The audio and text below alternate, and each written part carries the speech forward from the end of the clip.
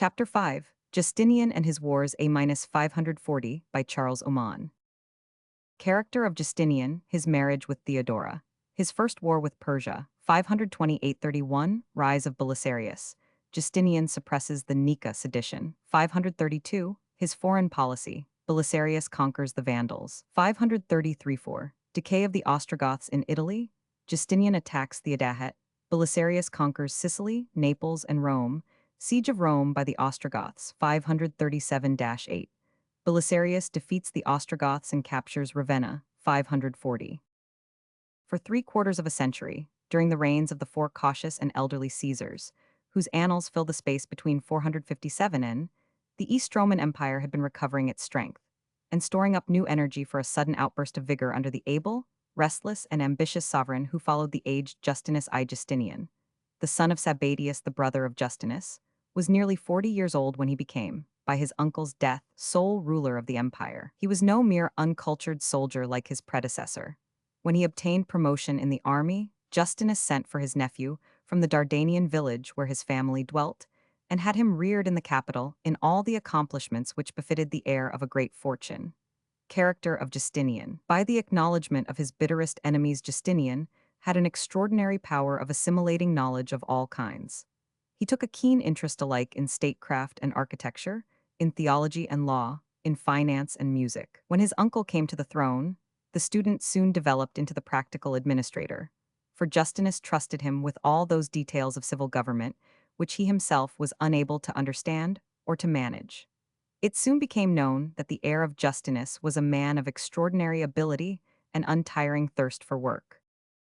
At an age when most young men would have been tempted by their sudden elevation to plunge into the enjoyments that lay open to an imperial prince, Justinian applied himself to mastering all the tiresome details of the administration of the empire. Men noted with surprise that he never seemed happy save when he was in his cabinet, surrounded by his secretaries, his registers, his files of reports and dispatches. He was like the Aristotelian character who was too indifferent to things pleasurable, for nothing save work appeared to have any attraction for him. He rose early, spent his day in administrative duties, and his night in reading and writing. As he grew older, he seemed to dispense with sleep altogether, as if he had become free from the common necessities of man's nature. There was something strange and horrible in his cold-blooded, untiring energy. Superstitious men whispered that he was inspired by a restless demon who gave him no peace, or that he was actually a demon himself. Had not a belated courtier met him after midnight pacing the dark corridors of the palace with a fearful and changed countenance that was no longer human, or even, as the story grew, with no face at all, a shapeless monstrous shadow. But that Justinian was a man, with all a man's waywardness and recklessness, was proved ere long. To the surprise of the whole population of the empire, and the utter horror and confusion of all respectable persons, it was suddenly noised abroad that the heir of the empire had announced his intention of marrying Theodora the dancer, the chief star of the Byzantine comic stage. The staid, passionless bureaucrat was contemplating a step from which Nero or Heliogabalus would have shrunk with dismay. We have elaborate but untrustworthy details of the scandalous early life of Theodora in a book, The Secret History, which bears the name of the historian Procopius, but was in all probability no work of his. She was the daughter of Acacius the Cypriot, an employee of the Green faction at the Hippodrome, and had for some years appeared on the stage as an actress and dancer. So much we may take for truth. Knowing the general character of Roman actresses, we may assume that there was some foundation for the stories over which the secret history gloats. Theodora. As to the particular facts alleged, we may conclude that they are untrustworthy. Among those which the secret history gives as most certain are the statements that she was a vampire, and often held intercourse with evil spirits. The rest is written in the same spirit of silly and superstitious malignity, but we may fairly conclude that the marriage of Justinian was a scandal and a wonder. His mother and his aunt, the Empress Euphemia, as we know, set their faces against it, but he went on in his usual steady persistence, gradually wore down the will of his old uncle Justinus, and formally took Theodora to wife. The emperor was even induced to bestow upon her the high title of patrician. In brains and power of will, Theodora was a fit enough occupant for the imperial throne, whatever her past history may have been. She was as ambitious, restless, and capable as her husband, and acted as much as his colleague as his consort. We shall see how on one occasion of crisis she stood boldly forward and interposed between him and destruction. Her worst enemies do not suggest that she was an unfaithful or profitless spouse to him. The secret history itself calls her after her marriage luxurious, cruel, capricious, arrogant, but does not accuse her of evil living or folly. Against this, we may set the well-ascertained facts that she was devoted to the exercises of religion and founded many charitable institutions. Remembering the dangers of her own youth, she built a great institution for the reclaiming of fallen women, the first of the kind known in Christendom. She was zealous in buying and freeing slaves, and in caring for the bringing up of orphans and the marriage of dowerless girls. Theodora was by all accounts the most beautiful woman of her age. Even the secret history allows this, adding only that she was rather below the middle stature, that her complexion was somewhat pale, and that she devoted untold hours to the mysteries of the toilet. Two portraits of her have survived, one at the monastery on Mount Sinai, the other in the church of San Vital at Ravenna, two spots so far apart as to call up vividly to our memory the wide extent of her influence. Unfortunately, the hieratic style of art into which Roman portraiture had long sunk, and the intractable nature of mosaic as a material, do not allow us to judge from these representations what was her actual appearance. Justinian has left behind him an almost unparalleled reputation as a conqueror, a builder, and a lawgiver, besides a less happy record of theological activity. It is mainly, however, with his foreign policy that we shall have to concern ourselves. The other spheres of his labor are better fitted for another work, but his dealings with Africa, Italy, and Spain form a great landmark and turning point in the history of southern Europe, and their results were not entirely exhausted till the 11th century. His long struggles with Persia are less interesting and less important, but they filled a great space in the view of contemporary observers, and were not without their moment. Justinian's reign opened with a fierce war with the old Persian king Kobad. The struggle which this monarch had waged with Anastasius, 25 years before, had been so indecisive that the Sasanian longed for a new trial of arms. Almost immediately on Justinian's accession, he issued his declaration of war, using as a pretext the erection of some fortifications near Nisibis, which were being constructed by Belisarius, governor of Daras, a young officer whose name was destined to be intimately associated with the whole history of Justinian's reign. First war with Persia, 528-31. The war opened with a defeat in the open field, suffered by the Roman army of Mesopotamia, but when reinforcements came up, the Persians retreated beyond their frontier. After the winter of 528-29 was over, neither side advanced in force, and all that occurred was a flying Roman raid into Assyria and an equally hasty Persian incursion into Syria, both of which did some harm, but had no practical result on the fate of the war. Things went far otherwise in the next year, 530. The Persians crossed the frontier in full force and marched on Daras, where they were met by Belisarius, who had lately been appointed commander-in-chief in the east. Under the walls of Daras, the decisive battle of the war was fought, in which Belisarius, with 25,000 men, defeat 0 Persians by means of his tactical skill. The plan which he worked was to draw back his center, containing all the Roman infantry, and when the Persians followed it, to launch against their exposed flanks all his cavalry, a miscellaneous gathering of Hunnish light horse, Teutonic Heruli from the Danube, and Roman cataphracti or cuirassiers. This plan, much resembling Hannibal's maneuver at Cannae, and perhaps consciously copied from it, resulted in the complete rout of the Sasanian host. After this defeat, Kobad commenced abortive negotiations for peace, but the war was protracted into the next year, and Belisarius did not fare so well in 531. In stopping a Persian raiding force on the Middle Euphrates, which aimed at Syria, and had turned the southern flank of the Mesopotamian fortresses, he suffered serious loss at the affair of Colonicum. Though he was defeated, his resistance had yet turned and frustrated the Persian expedition. 4 months later, King Kobad died, and his successor Chosroes I made peace on the base of the status quo ante, fearing to continue the Roman war while his throne was insecure.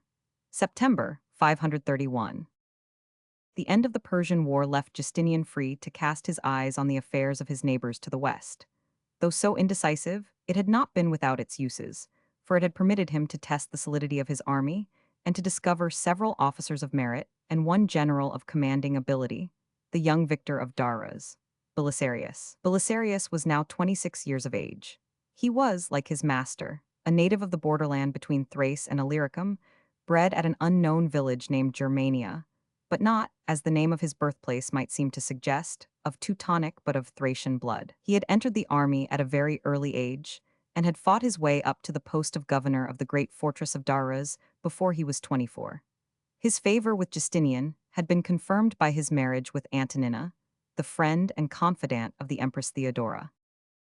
She was a clever, unscrupulous, domineering woman, several years older than her husband, and exercised over him a domestic tyranny which any man less easy-tempered than the young general would have found unbearable. The position of Belisarius and Antonina at the court of Justinian has been not unaptly compared to that of Marlborough and his imperious wife at the court of Queen Anne. But it is only fair to the Eastroman to say that he was in every way a better man than the Englishman, while his wife had all the faults of Duchess Sarah, without her one redeeming virtue of fidelity to her spouse. Before he was able to turn his attention to the West, and just after the crisis of the Persian War had passed, Justinian was exposed to a sharp and sudden danger, the most perilous experience of his whole career. We have already spoken at some length of the rivalries of the blue and green factions, and explained how, in the early 6th century, the Greens were reckoned heterodox and supporters of the house of Anastasius, while the Blues were orthodox and favored Justinus and his nephew. Accident conspired with the innate turbulence of the factions to stir them up into fierce disorder in the year 532, and brought about the celebrated Nika sedition. To provide for the expenses of the Persian War, Justinian had not only drawn upon the hoarded wealth of Anastasius, but had imposed heavy additional taxation. This act made his instruments the quaestor Tribonian and the praetorian prefect John of Cappadocia very unpopular. Both of them were suspected, and not incorrectly, of having used the opportunity to fill their pockets at the expense of the public, and John the Cappadocian had made himself particularly odious by his cruel treatment of defaulting debtors. In January 532, there were riotous scenes in the circus, caused by the protests of the Greens against the oppression they were suffering. There soon followed tumults in the streets, and the factions settled their grievances with bludgeon and knife. The Nika sedition, 532. Justinian often allowed the Blues a free hand in dealing with their adversaries, but on this occasion, his supporters had gone too far. The police seized many ringleaders of both factions, and 7 of the chiefs were condemned to the axe or the cord. While an angry crowd stood round, 5 of the rioters were put to death, but when the last 2, a blue and a green, were being hung, the cord slipped twice, owing to the nervousness of the executioner, and the criminals fell to the ground. The populace then burst through the police and hurried off the men to sanctuary in a neighboring monastery. This incident proved the beginning of a fearful uproar. Instead of dispersing, the mobs paraded the place, shouting for the dismissal of the unpopular ministers John and Tribonian. Blues and Greens united in the cry, the whole city poured out into the streets, and the police were trampled down and driven away. Frightened by the storm, Justinian had the weakness to yield. Instead of sending out the imperial guard to clear the streets, he announced that he had determined to remove the obnoxious quaestor and prefect. This only made matters worse. After burning the official residence of the prefect of the city, the mob mustered in a most threatening attitude outside the palace. This constrained the emperor to use force, but he happened to be very short of soldiery at the moment. All the garrison of Constantinople, save 3,500 of the scholarly, or imperial guard, had been sent off to the Persian War. Only 2 regiments had as yet returned, a corps of 500 cuirassiers under Belisarius, and a body of Heruli of about the same number. 5,000 men were hardly enough to cope with an angry populace of 500,000 souls in the narrow streets of the capital. When attacked by the troops, the rioters set fire to the city, and an awful conflagration ensued. The great church of St. Sophia perished among the flames, together with all the houses and public buildings to the north and east of it. Blood having once flowed, the mob were set upon something more than a riot.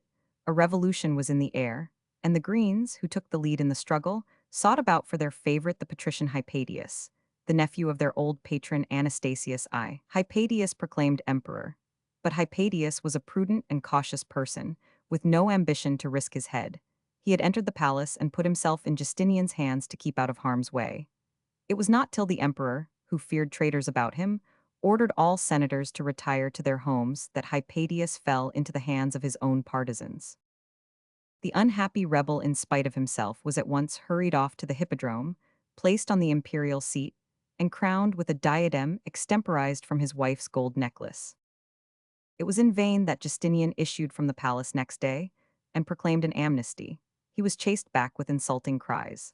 The Council of Theodora, Losing heart, he summoned the chief of his courtiers and guards and proposed to them to abandon Constantinople and take refuge in Asia, as Zeno had done in a similar time of trouble.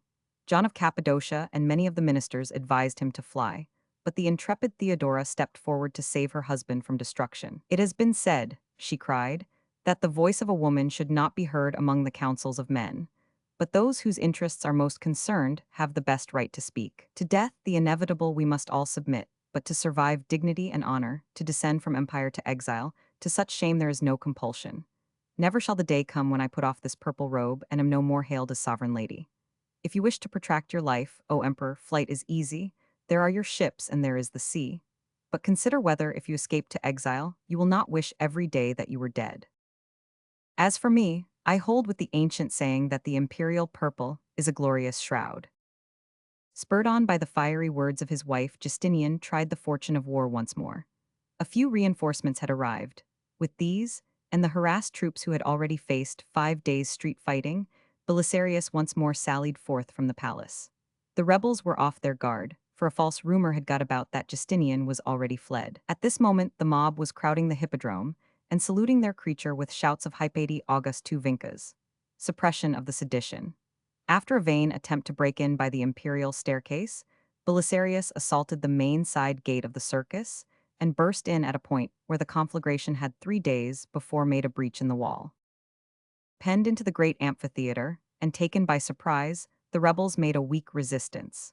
Soon they turned to fly, but all the issues were choked, and the victims of the sword of Belisarius were numbered by the 10,000. Hypatius and his brother were caught alive and brought to Justinian, who ordered them to be beheaded. The next day he heard of all the facts concerning the unwillingness of Hypatius and gave his body honorable burial. It was many years before the blues and greens ever vexed him by another riot. The awful carnage in the circus kept the city quiet for a whole generation. Justinian was now free from trouble at home and abroad, and turned to those ambitious schemes of foreign policy which were to occupy the rest of his reign. The dream of his heart was to reunite the Roman Empire, by bringing once more under his scepter all those western provinces which were occupied by Teutonic kings, and paid only the shadow of homage to the imperial name. A few years before, the dream would have seemed fantastically overweening, but of late matters had been growing more and more promising. Justinian was, compared with his four predecessors, young and vigorous. He had an immense store of treasure, all the hoard of Anastasius, a large and efficient army, and at least one general of first-rate ability. His throne was firmly rooted, his eastern frontier secure. Nothing now prevented him from undertaking wars of aggression. Meanwhile, everything in the West favored his projects. In Italy, the great Theodoric was dead, and, since his death, the Ostrogothic kingdom had been faring ill. The old hero had left his realm to his grandson Athalaric, a boy of 8 years old, under the guardianship of his mother Amalasuintha, the widow of Usaric. The daughter of Theodoric was a clever and masterful woman, but she had a difficult task in teaching the turbulent Ostrogoths to obey a female regent. Minority of Athalaric, 526-34. They murmured at all her doings, and most especially at her taste for Roman and Greek letters and her frequent promotions of Roman officials. She strove to bring up her son, it was said, more as an Italian than a Goth, placing him under Roman tutors and keeping him tight to the desk, in spite of the saying of Theodoric that he who has trembled before the pedagogue's rod will not face the spear willingly. It was as much as Amalasuintha could do to keep the Goths in their obedience while her son was young. But when he had attained the age of 12 or 13, and began to show some will of his own, the murmurs of the people grew louder. At last, when he had one day been chastised by his mother, he burst into the guardroom, and bade his subjects take note how a king of the Goths was treated worse than a slave. This scene produced a tumult, and the chiefs of the Goths took the education of the boy out of his mother's hands, though they left her the regency. Handed over to unsuitable companions, Athalaric grew idle, drunken, and reckless. He was of a weakly habit of body, and before he reached manhood, had developed the symptoms of consumption. Meanwhile, Amalasuintha was contending for power with the chiefs of the Goths, and had earned much unpopularity by putting to death, without form of trial, the 3 heads of the party which opposed her. So uncertain was her position that she sent secretly to Justinian in 533 to beg him to give her refuge at Dyrrhachium if she should be forced to fly. The emperor soon grasped the position. A divided people, an unpopular regent, a boy king sinking into his grave invited him to active interference in Italy. In Africa, the condition of affairs was equally tempting. Hilderic's reign, 523–30. We have already mentioned how, on the death of King Thrasimund, the Vandal throne had fallen to his kinsman Hilderic, the son of King Huneric and the Roman princess, Eudocia.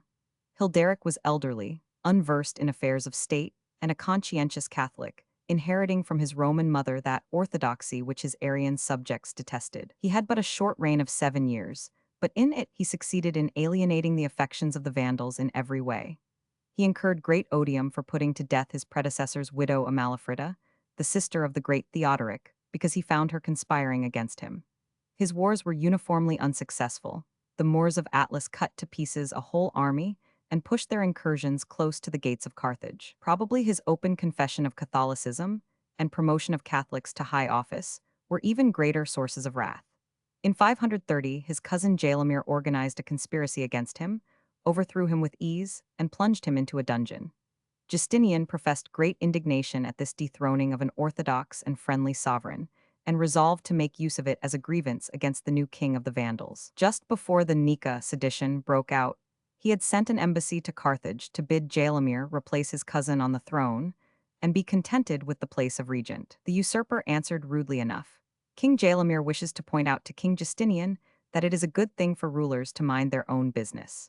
He trusted to the remoteness of his situation and the domestic troubles of Justinian, and little thought that he was drawing down the storm on his he. There was deliberate insult in the use of the word beta alpha sigma iota lambda epsilon upsilon sigma for both monarchs, as if they were equal and bore the same title. For Justinian had fully made up his mind to begin his attack on the west by subduing the Vandals. All things were in his favor, notably the facts that an Arian king was once more making life miserable to the African Catholics, and that Vandal and Ostrogoth had been completely estranged by the murder of Amalafrida 9 years before. Amalasuentha favored rather than discouraged the emperor's attack on her nearest Teutonic neighbors. There was yet one more piece of good fortune. King Jaelemir had just sent off the flower of the Vandal troops to an expedition against Sardinia. Encouraged by these considerations, Justinian prepared an army for the invasion of Africa in the summer of 533, though some of his ministers, and above all the financier, John of Cappadocia, warned him against attacking the ends of the earth, from which a message would hardly reach Byzantium in a year. A ridiculous plea to anyone who remembered the ancient organization of the empire. The army was not very large. It consisted of 10,000 foot and horse, half regular troops from the Asiatic provinces, half Hunnish and Herulian auxiliaries. Belisarius invades Africa, 533. But its commander, Belisarius, was a host in himself, and confidence in him buoyed up many who would otherwise have despaired. The voyage was protracted by contrary winds to the unprecedented length of 80 days, but at last the armament cast anchor at Caput Vada, on the cape which faces Sicily, in the beginning of September. The Vandals were caught wholly unprepared. Their king was absent in Numidia, their best troops were in Sardinia, their fleet had not been even launched. A blind confidence in their remoteness from Constantinople had led them to despise all Justinian's threats, and no preparation whatever had been made against an invasion. Jaelemir hurried down to the coast, put his prisoner Hilderic to death, and summoned in his warriors from every side. But it was 11 days before he mustered in sufficient force to attack the Romans, and meanwhile Belisarius had advanced unopposed to within 10 miles of the gates of Carthage. The provincials received him everywhere with joy, for he proclaimed that he came to deliver them from Arian oppression, and kept his soldiery in such good order that not a field or a cottage was plundered. Belisarius had reached the posting station of Ad Decimum, and was advancing cautiously with strong corps of observation securing his flank and front, when suddenly he was assailed by the whole force of the Vandals, who outnumbered him in at least the proportion of 2 to 1. He was beset on 3 sides at once. One corps of Vandals under the king's brother Amadas issued from Carthage to attack him in front. Another body beset his left flank. The main army under Jaelemir himself assailed the rear of his long column of march. But the Vandals mismanaged their tactics and failed to combine the 3 attacks. First, the troops from Carthage came out and were beaten off with the loss of their leader. Then the turning corps was driven back by the Hunnish cavalry, whom Belisarius had kept lying out on his flank. When the main Vandal army came up, there was more serious fighting with the center and rear of the Roman column. Jaelemir furiously burst through the line of march and cleft the Roman army in twain, but he did not know how to use his advantage. Instead of improving his first success, he halted his troops and allowed Belisarius to rally and reform his men. It is said that he was so transported with grief at finding the corpse of his brother, who had fallen in the earlier engagement, that he gave no more orders and cast himself weeping on the ground. Presently, the Romans were in good array again. Their victorious vanguard had returned to aid the center, and they fell once more, as the evening closed in, on the stationary masses of the Vandals. The conquerors of Africa must have forgotten their ancient valor, for, after a very paltry resistance, they turned and fled westward under cover of the night. Carthage at once threw open its gates, and Belisarius dined, next day in the royal palace, on the meal that had been prepared for the Vandal king. Carthage taken. Jalomir reaped now the reward for the 100 years of persecution to which his forefathers had subjected the Africans. Every town that was not garrisoned opened its gates to the Romans, and the provincials hastened to place everything they possessed at the disposal of Belisarius. His entry into Carthage was like the triumph of a homecoming king, and the order and discipline of his troops was so great that none even of the Vandal and Arian citizens suffered loss. Jalomir, meanwhile, retired into the Numidian hills, with an army that had suffered more loss of morale than loss of numbers. He was soon joined by the troops whom he had sent to Sardinia. Having subdued that island, they returned and raised his forces to nearly 50,000 men. Finding that Belisarius was repairing the walls of Carthage before marching out to finish the campaign, Jalomir resolved to take the offensive himself. Descending from the hills, he marched on Carthage and met the Roman army at Tricomarin, 20 miles westward of the city. Here Belisarius won a pitched battle after a struggle far more severe than that he had gone through at Ad Decimum. Thrice the Romans were beaten back, but their gallant leader rallied them, and at last his cuirassiers burst through the Vandal ranks and slew Tisazo, the king's brother. Jalomir turned to fly, though his men fought on until their retreat was cut off. Almost the whole Vandal race perished in this fight and the bloody pursuit which followed. Jalomir himself took refuge in the heights of Mount Atlas among the Moors, and dwelt among them miserably enough for a few months. End of the Vandal Kingdom. Discovering that he could not raise a third army, and that life was unendurable among the filthy barbarians, he determined to surrender and yielded himself and his family to Belisarius, on the assurance that he should receive honorable treatment, in spite of the fact that he had murdered the emperor's friend Hilderic. In the spring of 534, Belisarius was able to return in triumph to Constantinople, bringing with him the king and most of the surviving Vandals as captives. His ships were loaded with all the plunder of the palace of Carthage, the trophies of a century of successful pirate raids, including the plate and ornaments which Gaiseric had carried off from Rome in 455. It is said that the emperor recognized among this store the 7-branched candlestick and golden vessels of the Temple of Jerusalem, which Titus Caesar had taken to Rome when he conquered Judea 400 years back. He sent them to be placed in the Church of the Holy Sepulchre, in the Holy City where they had been first consecrated. Belisarius was allowed the honors of an ancient Roman triumph, a privilege denied to a subject for 4 centuries. He entered the Hippodrome in state and laid his prisoners and his booty at Justinian's feet, while Senate and people saluted him as the new Scipio Africanus, a title which he had fairly earned. Next year he was promoted to the consulship and given every honor that the emperor could devise. His captive, King Jalomir, was kindly treated and presented with a great estate in Phrygia, where he and his family long dwelt in ease. The year of the triumph of Belisarius saw new opportunities arising for him and for his master. In the autumn of 534 died the sickly and debauched youth who held the title of King of the Ostrogoths. He had not yet attained his 18th birthday. His mother, Amalasuintha, was now left face to face with the wild Goths, stripped of the protection of the royal name, and exposed to the enmity of the families of the chiefs whom she had executed. In despair of inducing the Goths to endure the rule of a queen regnant, she determined to choose a colleague and confer on him the title of king. Theoderic's next male heir after Athalaric was a certain Theodahat, the son of his sister Amalaberga. Amalasuintha and Theodahat. This prince had been excluded by his uncle from all affairs of state for his notorious cowardice, covetousness, and duplicity. He was a Romanized Teuton of the worst type, and, as was truly said, Vilis Gothus imitator Romanum. He had pronounced literary tastes, called himself a Platonic philosopher, and showed some care for the arts, but was wholly mean and corrupt. Amalasuintha thought to presume on the cowardice of her cousin, and to force him to become her tool, She forgot that even a coward may be ambitious. At the queen's behest, the assembly of the warriors of Italy hailed Theodahat and Amalasuintha joint rulers of the Ostrogoths. But in less than 6 months, the intriguing king had suborned his partisans to seize and imprison his unfortunate cousin. She was cast into a castle on the lake of Bolsena, and shortly afterwards murdered, with Theodahat's connivance, by some of the kinsfolk of the nobles whom she executed 5 years before. May 535. Justinian had now an even better casus belli in Italy than he had possessed in Africa. His ally had been dethroned and murdered, and her crown was possessed by a creature far inferior to Jalamir, who was at least a warrior if an unfortunate one. The miserable Theodahat groveled with fear when he received the angry ultimatum of Justinian. He even made secret proposals to the emperor's ambassadors to the effect that he would abandon his crown and betray his people, if only he were granted his life and a suitable maintenance. When even this did not avail, he took to consulting soothsayers and magicians. We are told that a Jewish seer bade him pen up 30 pigs, to represent unclean Gentiles, we must suppose in 3 styes, calling 10 Goths, 10 Italians, and 10 imperialists. He was to leave them 10 days without food or water, and then take augury from their condition. When Theodahat looked in at the appointed hour, he found all the Goth pigs dead save 2, and half of the Italians.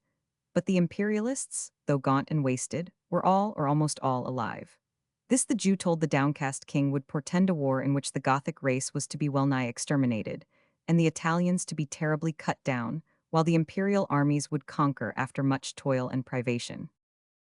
While Theodahat was vainly busy with his soothsayers, the Roman armies had already attacked the Gothic province in Dalmatia. The wretched usurper had to face war, whether he willed it or no. Justinian had determined, as was but natural, to entrust the Ostrogothic war to the conqueror of Africa, and in the autumn of the year of his consulship, Belisarius sailed for the west with a small army of 7,500 men, of who were Isaurians, and the rest equally divided between Roman regulars and Hunnish and Herul auxiliaries. It was a small force with which to attack a king who commanded the swords of 100,000 gallant Germans, but reinforcements were to follow, and Theodahat's cowardice and incapacity were well known. In September 535, Belisarius fell on Sicily. Here, as in Africa, the provincials hastened to throw open the gates of their cities to the invader. There were few Goths in Sicily. They garrisoned Palermo, but Belisarius took the place by a sudden assault, after lying only a few days before its walls. Belisarius conquers Sicily, 535. By the approach of winter, the whole island was in his hands. He would have hastened on to attack Italy, but for a mutiny which broke out in Africa and compelled him to cross the sea and spend some time in the neighborhood of Carthage. Meanwhile, the poor craven Theodahat did nothing but besiege the ears of Justinian with more fruitless proposals for peace. He was as unprepared as ever for resistance when Belisarius crossed over the Straits of Messina, in Apra, and overran Bruttium and Lucania. So greatly were the Goths of the south discouraged by his helplessness, that Ebermund, the Count of Lucania, surrendered to Belisarius and entered the imperial service with all his followers. It was not till he had pushed on to Naples that Belisarius met with any opposition. All through southern Italy, the city gates swung open the moment that he touched them with his spear. The old Greek city of Naples, however, held by a strong Gothic garrison, made a very obstinate defense, and held out for many weeks, awaiting the arrival of a relieving army. King Theodahat had gathered a great army at Rome, but the coward dared not close, and kept 50,000 men idle, while 7,000 Romans were beleaguering Naples. At last the city fell, a party of Isaurian soldiers having found their way up a disused aqueduct, and stormed one of the gates from within. The news of the fall of Naples raised the wrath of the Goths against their wretched king to boiling point. At a great folk moot at Regeta in the Pomptine marshes, the army solemnly deposed Theodahat, and as no male Amal was left, raised on the shield Witigis, an elderly warrior of respectable character, who had won credit in the old wars of Theodoric.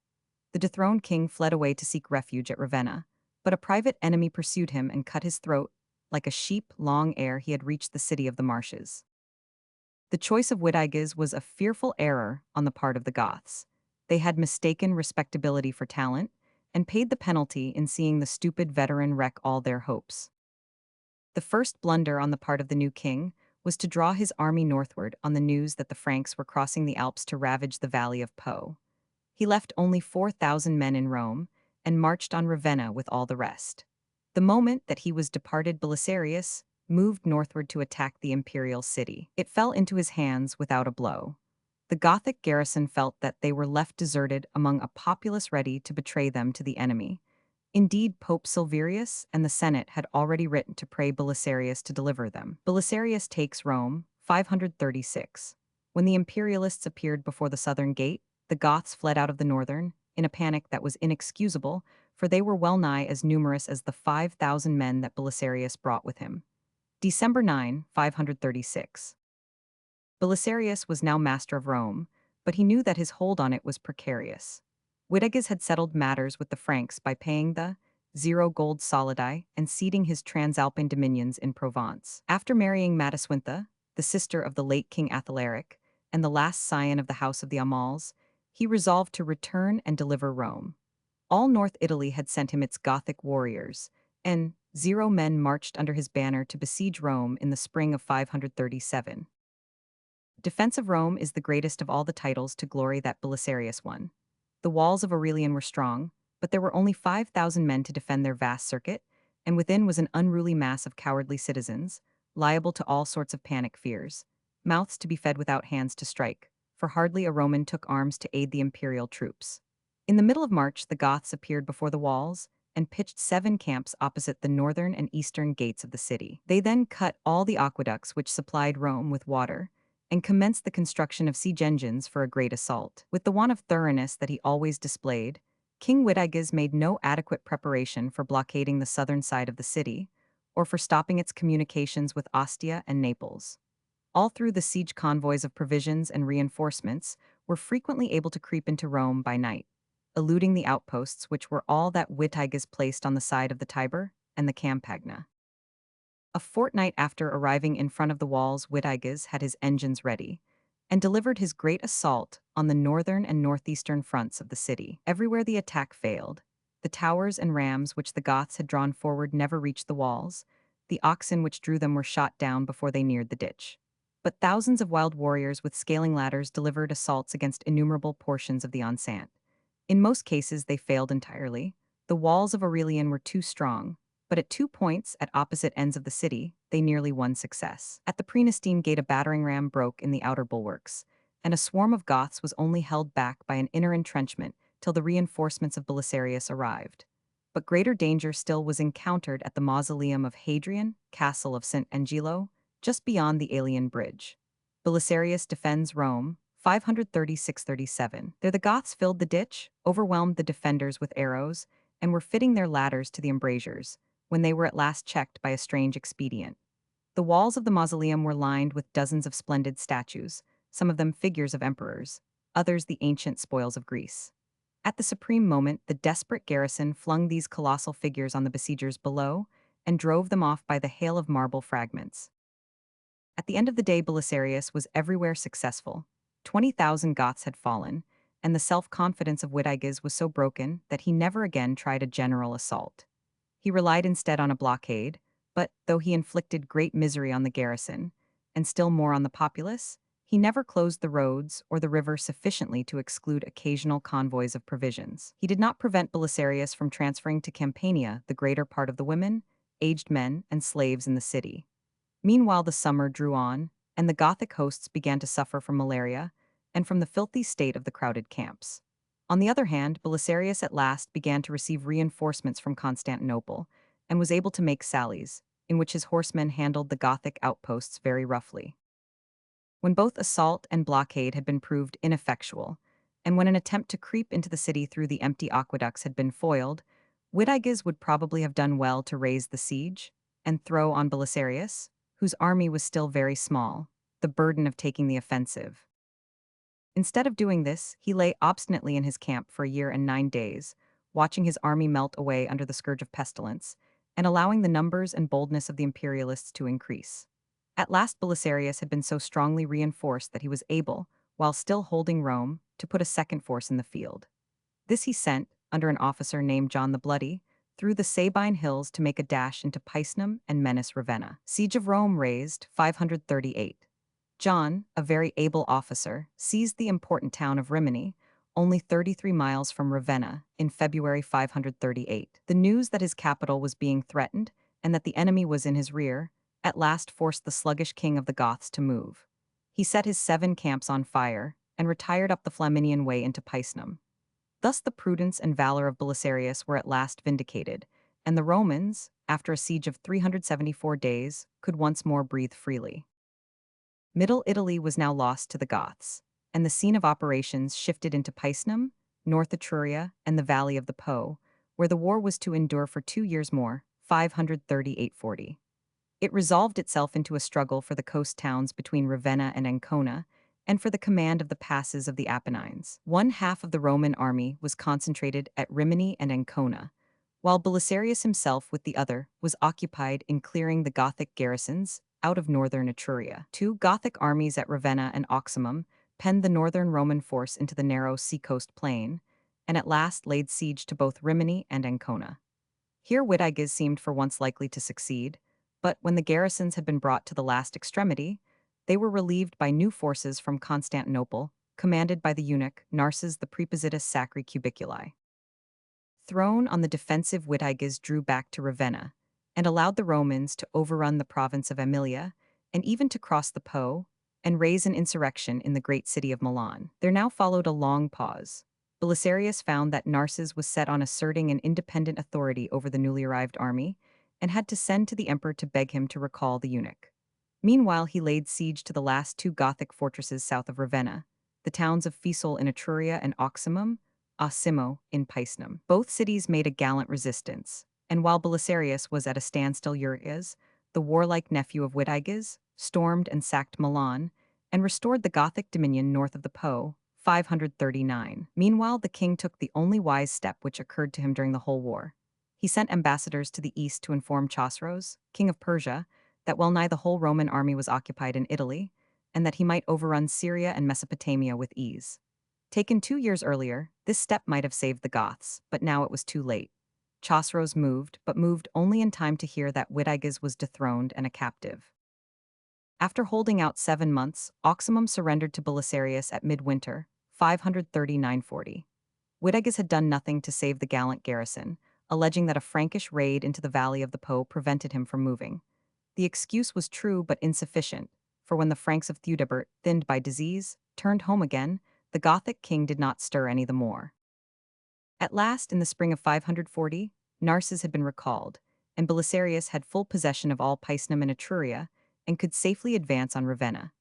After posting a covering force to ward off any attempt to relieve the town by the Goths of northern Italy, he drew his main army round the great fortress in the marshland, the chosen home of Theodoric, the storehouse of the hoarded wealth of the Amals. The defense was weak, far weaker than that of the smaller stronghold of Oximum. Witiges seemed to have the power of communicating his sloth and hesitation to all who came near him. He listened first to offers from Theudebert the Frank, then to proposals for surrender sent in by Belisarius. At last he determined to close with the terms offered by Justinian, that he should resign all Italy south of the Po, give up half the royal hoard, and reign in the Transpadine as the emperor's vassal. The terms were not hard, for Justinian had just been attacked by Persia and wished to end his Italian war at once. It would have been well for all parties if they had been carried out, but 2 wills intervened. The Gothic nobles were wildly indignant at their master's cowardice. Belisarius, looking at his military advantages, thought the terms too liberal. Witiges surrenders Ravenna, 540. From this discontent came an extraordinary result. The Teutonic chiefs boldly proposed to the imperial general that he should reign over them. Whether as king of the Goths or Roman Caesar they cared not, but their swords should be his, and the craven Witiges should be cast away, if he would take them as his vassals and administer Italy. Belisarius temporized, and the simple Goths, believing that no man could resist such an offer, threw open the gates. But the great general was loyal to the core. Instead of proclaiming himself emperor, he took over the town in Justinian's name, bade the Gothic warriors disperse each to his own home, and shipped all the golden stores of Ravenna off to Constantinople. It seemed as if the monarchy of the Goths was ended. Nothing remained to them save Pavia, Verona, and a few more North Italian cities. Justinian resolved to recall Belisarius before these places should fall. Meaner generals would suffice to take them. 2 motives stirred the emperor: His great captain was wanted on the eastern frontier to keep back the advancing Persian. But suspicion also played its part. Justinian was not too well pleased that Belisarius had overruled his project of making peace with Witiges, and he had been somewhat frightened by the Gothic proposal to make Belisarius emperor. It had been declined, it is true, but might not the seeds of disloyalty have sunk into the heart of the general? It would be safer to bring him away from the temptation. So, by the imperial mandate, Belisarius sailed for the Bosphorus, taking with him the captive Witiges and all the gold and gems of the great hoard of the Amals. He was denied a formal triumph such as he had won by his Vandal victory, but nonetheless his reception was magnificent. His personal bodyguard of 7,000 chosen men had followed him to the capital, and, as they passed through the streets, the populace exclaimed, "The household of one man has destroyed the kingdom of the Goths." Happy would it have been for the great general if he had died at the moment of this his grandest success. He was reserved for lesser wars and years of checkered fortune. 540.